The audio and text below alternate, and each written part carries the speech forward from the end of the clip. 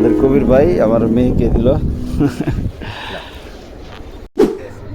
সকালে ঘুম থেকে উঠে মেয়েকে নিয়ে একটু হাঁটতে বের হলাম। অনেকদিন পর ছুটি পাইছি, আজকে শুক্রবার। সবাইকে আসসালামু আলাইকুম বলো। ও এখনো কথা বলতে জানে না।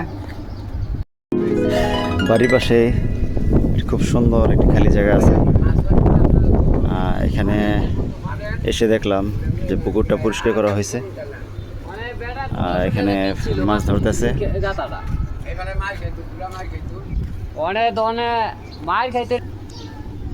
বাবাকে নিয়ে সকালে ঘুরতে বের হইলাম। এসে দেখি এখানে মাছ ধরতেছে। দেখি নাকি আব্বু?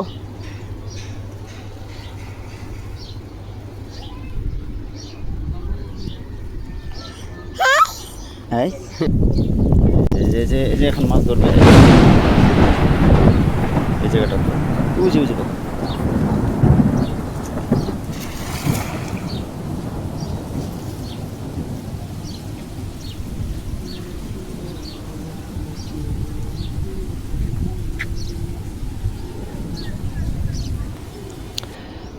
কিছুক্ষণ আগে জালটা পুকুরে রাখছে, রাখার পরে অনেকক্ষণ বসে থাকে। এটা একটা টেকনিক, মাছগুলো যাতে ভিতরে সুন্দর মতো আটকাতে পারে। আচ্ছা, ঠিক যখন এখানে মাছ ধরতেছে আমি পাশের কিছু খালি জায়গাটা দেখানোর চেষ্টা করি আপনাদের।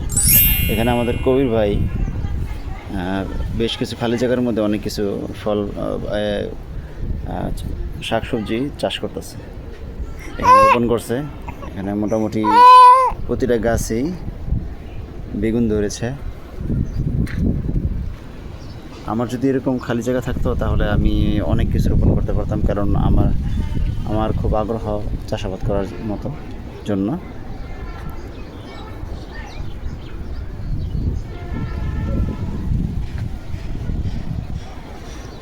এই যে কবির ভাই,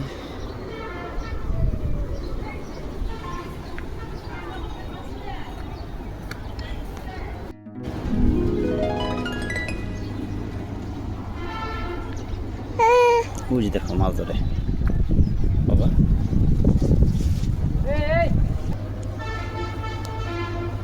দেখি কি মাছ উঠছে।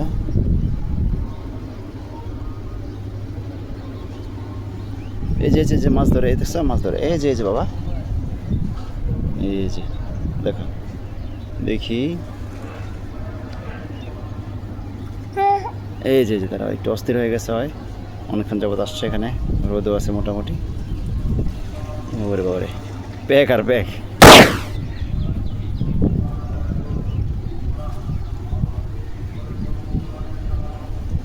দু একটা আয় নাই।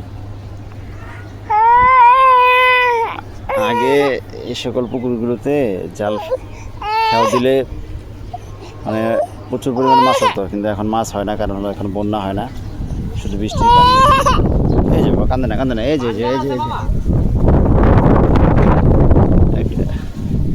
এক জলের মধ্যে শুধু প্যাক ছিল, মাছ নাই, শুধু প্যাক আর প্যাক। দেখি আরেক জেলা কি ওঠে।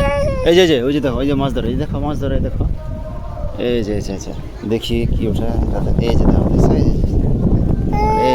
এই যে বাবা, এই যে এটা কি দেখো, ওই দেখো মাছের কোনো অস্তিত্বই নেই।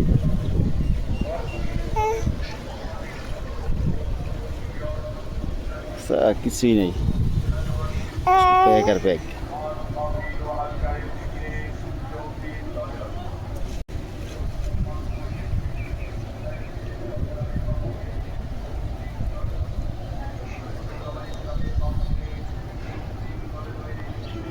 নাও আমাদের বাসা আসছি।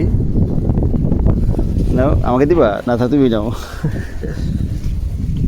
ঠিক আছে, জায়গা তোলে। হ্যাঁ, টাটা। Goodbye.